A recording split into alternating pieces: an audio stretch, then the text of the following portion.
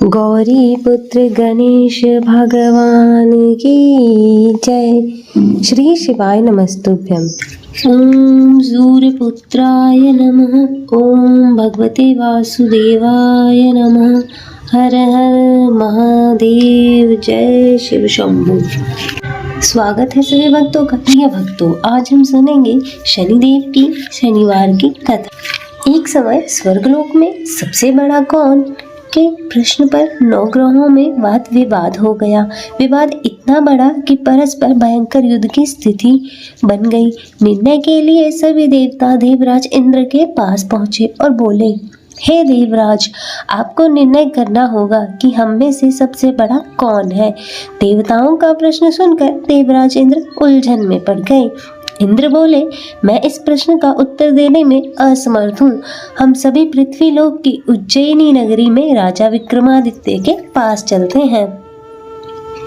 देवराज इंद्र सभी ग्रहों सहित उज्जैनी नगरी पहुंचे। महल में पहुंचकर जब देवताओं ने उनसे अपना प्रश्न पूछा तो राजा विक्रमादित्य ने भी कुछ देर के लिए परेशान हो उठे, क्योंकि सभी देवता अपनी अपनी शक्तियों के कारण महान थे।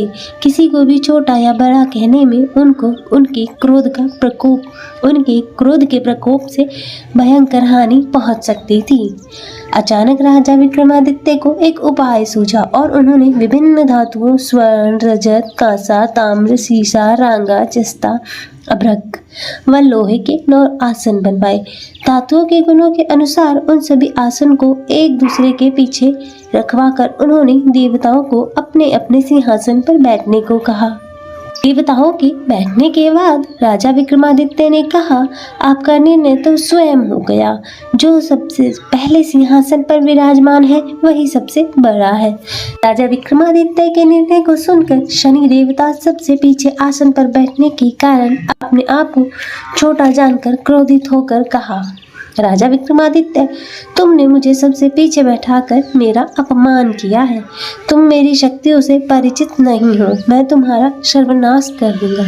शनि ने कहा, सूर्य एक राशि पर 1 महीने, चंद्रमा 2.25 दिन, मंगल 1.5 महीने, बुध और शुक्र 1 महीने, बृहस्पति 13 महीने रहते हैं।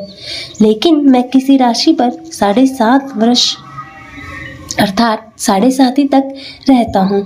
बड़े बड़े देवताओं को मैंने अपने प्रकोप से पीड़ित किया है। राम को 7.5 के कारण ही वन में जाकर रहना पड़ा और रावण को 7.5 के कारण ही युद्ध में मृत्यु का शिकार बनना पड़ा। राजा, अब तू भी मेरे प्रकोप से बच नहीं सकेगा।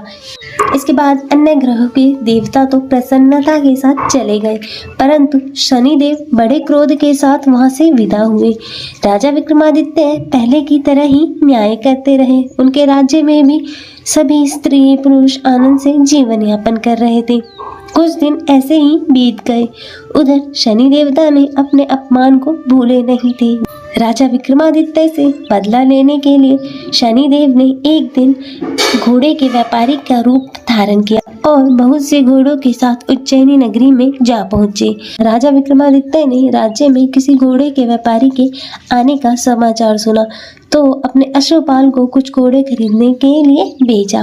घोड़े बहुत कीमती थे। अश्वपाल ने जब वापस लौटकर इस संबंध में बताया तो राजा विक्रमादित्य ने स्वयं आकर एक सुंदर व शक्तिशाली घोड़े को पसंद किया। घोड़े की चाल देखने के लिए राजा उस घोड़े पर सवार हो गए तो वह घोड़ा बिजली की गति से दौड़ पड़ा। तेजी से दौड़ता घोड़ा राजा को दूर एक जंगल में ले गया और फिर राजा को वहां गिराकर जंगल में कहीं गायब हो गया। राजा अपने नगर को लौटने के लिए जंगल में भटकने लगा, लेकिन उन्हें लौटने का कोई रास्ता नहीं मिला। राजा को भूख प्यास लग गई। अब बहुत घूमने के बाद उसे एक चरवाहा मिला। राजा ने उससे पानी मांगा। पानी पीकर राजा ने उस चरवाहे को अपनी अंगूठी दे दी। फिर उससे रास्ता पूछकर वह जंगल से निकलकर पास के नगर में पहुंचा। राजा ने एक सेठ की दुकान पर बैठकर बहुत देर तक आराम किया। उस सेठ ने राजा से बातचीत की तो राजा ने उसे बताया कि मैं उज्जैनी नगरी से आया हूँ। राजा के कुछ देर दुकान पर बैठने से सेठ जी की बहुत बिक्री हुई। सेठ जी ने राजा को बहुत भाग्यवान समझा और खुश होकर उसे अपने घर भोजन के लिए ले गए। सेठ के घर में सोने का एक हार खूंटी पर लटका हुआ था। राजा को उस कमरे में छोड़कर सेठ कुछ देर के लिए बाहर गया। तभी एक आश्चर्यजनक घटना घटी। राजा के देखते देखते सोने का हार उस खूंटी ने निगल लिया। सेठ ने कमरे में लौटकर हार को गायब देखा तो चोरी का संदेह राजा पर ही किया, क्योंकि उस कमरे में राजा ही अकेला बैठा था। सेठ ने अपने नौकरों से कहा कि इस परदेसी को रस्सियों से बांधकर नगर के पास ले चलो। राजा विक्रमादित्य से हार के बारे में पूछा तो उसने बताया उसके देखते देखते खूंटी ने वह हार निगल लिया। इस पर राजा ने क्रोधित होकर चोरी करने के अपराध में विक्रमादित्य के हाथ पांव काटने का आदेश दे दिया। राजा विक्रमादित्य के हाथ पांव काटकर उसे नगर की सड़क पर छोड़ दिया गया। कुछ दिन बाद एक तेली उसे उठाकर अपने घर ले गया और उसे अपने कोलू पर बिठा दिया। राजा आवाज देकर बैलों को हाँकता। इस प्रकार तेली का बैल चलता रहता और राजा को भोजन मिलता रहा। शनि के प्रकोप की 7.5 पूरी होने पर वर्षा ऋतु प्रारंभ हुई। राजा विक्रमादित्य एक रात मेघ मल्हार गा रहा था कि तभी नगर के राजा की लड़की राजकुमारी मोहिनी रथ पर सवार उस तेली के घर के पास से गुजरी। उसने मेघ मल्हार सुना तो उसे बहुत अच्छा लगा और दासी को भेजकर गाने वाले को बुलाने के लिए कहा। दासी ने लौटकर राजकुमारी को अपंग राजा के बारे में सब कुछ बता दिया। राजकुमारी उसके मेघ मल्हार से बहुत मोहित हुई, अतः उसने सब कुछ जानकर भी अपंग राजा से विवाह करने का निश्चय लिया। राजकुमारी ने अपने माता पिता से जब यह बात की तो वे हैरान रह गए। रानी ने मोहिनी को समझाया, बेटी तेरे भाग्य में तो किसी राजा की रानी होना लिखा है, फिर तू उस अपंग से विवाह करके अपने पांव पर कुल्हाड़ी क्यों मार रही है। राजकुमारी ने अपनी जिद नहीं छोड़ी। अपनी जिद पूरी कराने के लिए उसने भोजन करना छोड़ दिया और प्राण त्याग देने का निश्चय कर लिया। राजा रानी को विवश होकर अपंग विक्रमादित्य से राजकुमारी का विवाह कराना पड़ा। विवाह कराने के बाद राजा विक्रमादित्य और राजकुमारी तेली के घर में रहने लगे। उसी रात स्वप्न में शनिदेव ने राजा से कहा, राजा तुमने मेरा प्रकोप देख लिया, मैंने तुम्हें अपने अपमान का दंड दिया है। राजा ने शनिदेव से क्षमा करने को कहा और प्रार्थना की, हे शनिदेव आपने जितना दुख मुझे दिया है अन्य किसी को ना दे। शनिदेव ने कुछ सोचकर कहा, राजा मैं तुम्हारी प्रार्थना स्वीकार करता हूँ। जो कोई स्त्री पुरुष मेरी पूजा करेगा, शनिवार को व्रत करेगा, मेरी व्रत कथा सुनेगा, उस पर मेरी अनुकंपा बनी रहेगी। प्रातःकाल राजा विक्रमादित्य की नींद खुली तो उसने अपने हाथ पांव देखकर राजा को बहुत खुशी हुई। उसने मन ही मन में शनिदेव को प्रणाम किया। राजकुमारी भी राजा के हाथ पांव सही सलामत देखकर आश्चर्य में डूब गई। तब राजा विक्रमादित्य ने अपना परिचय देते हुए शनिदेव के प्रकोप की सारी कहानी सुनाई। सेठ जी को जब इस बात का पता चला तो दौड़ता हुआ तेली के घर पहुंचा और राजा के चरणों में गिरकर क्षमा मांगने लगा। राजा ने उसे क्षमा कर दिया क्योंकि यह सब तो शनिदेव के प्रकोप के कारण हुआ था। सेठ राजा को अपने घर ले गया, उसे भोजन कराया। भोजन कराते समय वहाँ एक आश्चर्यजनक घटना घटी। सबके देखते देखते उस खूंटी ने हार उगल दिया। सेठ जी ने अपनी बेटी का विवाह भी राजा के साथ कर दिया और बहुत से स्वर्ण आभूषण धन आदि देकर राजा को विदा कर दिया। राजा विक्रमादित्य राजकुमारी मोहिनी और सेठ जी की बेटी के साथ उज्जैनी पहुंचे तो नगरवासियों ने हर्ष के साथ उनका स्वागत किया। अगले दिन जब राजा विक्रमादित्य ने पूरे राज्य में घोषणा कराई कि शनिदेव सब देवों में सबसे श्रेष्ठ है, प्रत्येक स्त्री पुरुष को शनिवार को उनका व्रत करें और व्रत कथा सुने। राजा विक्रमादित्य की घोषणा से शनिदेव बहुत प्रसन्न हुए। शनिवार का व्रत करने वाले और व्रत कथा सुनने के कारण सभी लोगों की मनोकामनाएं शनिदेव की अनुकंपा से पूरी होने लगी और सभी लोग आनंद पूर्वक रहने लगे। ओम नमो भगवते वासुदेवाय नमः। हरे कृष्ण। श्री शिवाय नमस्तुभ्यम। तो आप सभी भक्तजन बड़े ही श्रद्धा और प्रसन्न चित मन से कथा को श्रवण कीजिएगा। उमापति श्री शंकर भगवान की जय, शनिदेव महाराज की जय, सर्व देवी देवताओं की जय। कथा के अनुसार किसी गांव में एक ब्राह्मण अपने परिवार के साथ रहता था और सुबह वह जब सोकर उठता तो कुछ चिंतित रहता था। तब उसकी पत्नी ने पूछा कि आप सुबह सुबह किस चिंता में हो। तब ब्राह्मण ने कहा कि आजकल मुझे रोज स्वप्न में नीले कपड़े पहने एक व्यक्ति दिखाई देता है और कहता है कि मैं तेरे लगूंगा। और तब यह सुनकर उसकी पत्नी बोली, यह तो शनिदेव है और आप पर शनि की दशा लगने वाली है। अब वह सपने में आए तो उनसे कहना कि लग जाओ, लेकिन सवा पहर से ज्यादा की हाँ मत भरना। और अगले दिन फिर ब्राह्मण को रात में वही स्वप्न आया तो ब्राह्मण बोला, लग जाओ। तब शनिदेव ने कहा, ब्राह्मण मैं तेरे 7.5 साल के लिए लगूंगा। तो वह ब्राह्मण बोला, नहीं महाराज, यह तो मुझसे सहन नहीं होगा। फिर शनिदेव बोले, ठीक है, तो मैं 5.5 साल के लिए लगूंगा। तब इस पर भी ब्राह्मण बोला, नहीं महाराज, यह भी नहीं। फिर शनिदेव बोले, 2.5 वर्ष। तो ब्राह्मण बोला, महाराज यह तो नहीं झेला जाएगा। फिर ऐसा करते करते शनिदेव बोले कि सवा प्रहर के लिए तुझे मेरी दशा सहनी ही होगी। और तब उस पर ब्राह्मण ने हाँ कर दी। और सुबह उठकर ब्राह्मण ने अपनी पत्नी को सारी बातें बताई और बोला, मुझे सवा प्रहर की दशा लग गई है, तू मुझे सोने के 2 टक्के दे दे। मैं जंगल में चला जाता हूँ और वहाँ बैठकर पूजा पाठ करूँगा और पूरा समय होने पर वापस आ जाऊँगा। और तू घर पर ही रहना और बच्चों का भी ध्यान रखना और बाहर मत जाने देना और किसी से झगड़ा भी मत करना। तब ऐसा कहकर ब्राह्मण जंगल में चला गया और वहाँ पूजा पाठ करने लगा। फिर 1 प्रहर बीत गया। तब ब्राह्मण ने सोचा कि 1 पहर तो बीत ही गया है, थोड़ी सी देर है, यह तो रास्ते में ही कट जाएगी। तब ऐसा सोचकर वह ब्राह्मण घर की ओर चल पड़ा, परंतु शनि की दशा से कौन बच सकता है। और तब शनिदेव ने रास्ते में मतीरे लगा दिए।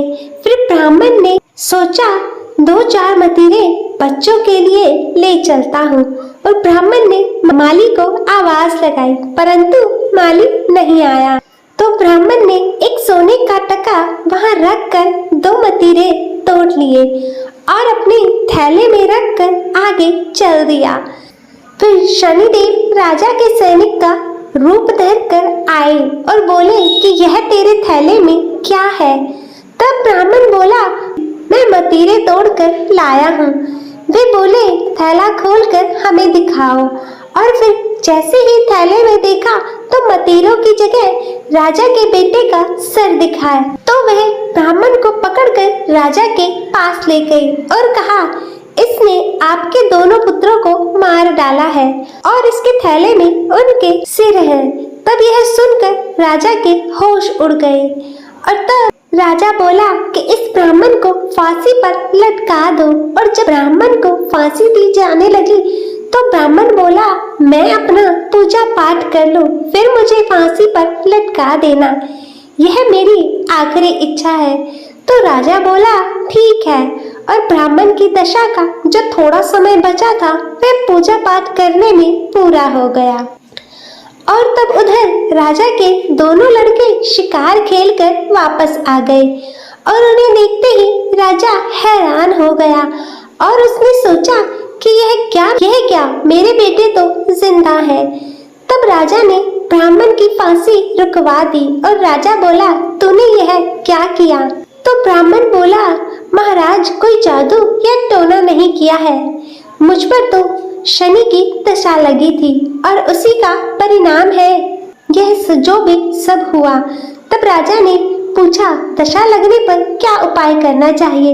तब ब्राह्मण बोला, यदि राजा के शनि की दशा लगे तो पति का दान करना चाहिए और किसी सेठ या साहूकार के लगे तो ताले घड़े का दान करना चाहिए और साधारण और साधारण गृहस्थ को लगे तो काले कुत्ते को तेल से चुपड़ी रोटी खिला दे, पीपल में जल दे और कथा कहानी करे। इससे और फिर इसके प्रभाव से इसके बाद राजा ने ब्राह्मण को छोड़ दिया और जैसे ही ब्राह्मण घर पहुंचा तो उसकी पत्नी ने पूछा, पहले क्या लाए हो? तो ब्राह्मण बोला, मैं तीरे लाया हूँ बच्चों के लिए। तब पत्नी ने थैला खोलकर देखा तो मतीरों की जगह धन हो गया था। तो पत्नी ने पूछा, इतना धन कहाँ से लाए हो? आपको तो शनि की दशा लगी थी। तब ब्राह्मण बोला, जब दशा लगी तो मतीरे की जगह सिर करवा दिए, फांसी पर चढ़वाने की तैयारी हो गई और उतरी तो मतीरों की जगह धन कर दिया। हे शनि महाराज, जैसी हालत ब्राह्मण की शनि की दशा लगते हुए करी, वैसी किसी की मत करना, और जैसी दशा शनि उतरते समय करी, वैसी कृपा सब पर करना। सभी प्रेम से बोले श्री शनिदेव महाराज की जय।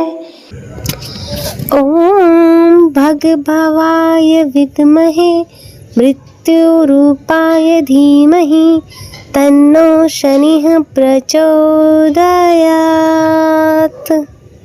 हरे कृष्णा, श्री शिवाय नमस्तुभ्यं। प्रिय भक्तजनों, आप सभी का शिव भक्ति संसार में हार्दिक स्वागत है। आज हम इस वीडियो में श्रवण करेंगे भगवान शनिदेव की आरती। तो आइए भक्तजनों शुरू करते हैं।